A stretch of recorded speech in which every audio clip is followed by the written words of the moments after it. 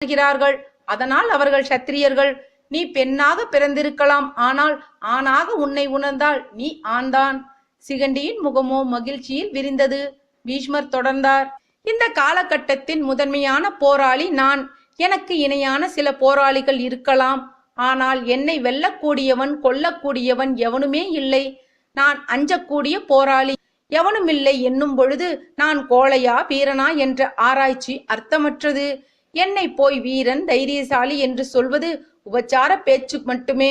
ஆனால் தன்னை விட திறமை வாய்ந்தவன் என்று தெரிந்தும், நான் வில்லை எடுத்தால் உன்னுடைய இறப்பு நிச்சயம் என்றும் அறிந்தும் அஞ்ச வேண்டிய நீ, என்னை தவிர்த்திருக்க வேண்டிய நீ, 10 நாட்களாக என்னை தேடி தேடி வந்து என்னுடன் போரிட முயன்ற நீ அல்லவோ வீரன்.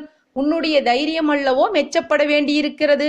ஸ்மிருதிகளின்படி பார்த்தாலும் தைரியமே புருஷ லட்சணம் என்று எல்லா ஸ்மிருதிகளுமே சொல்கின்றன.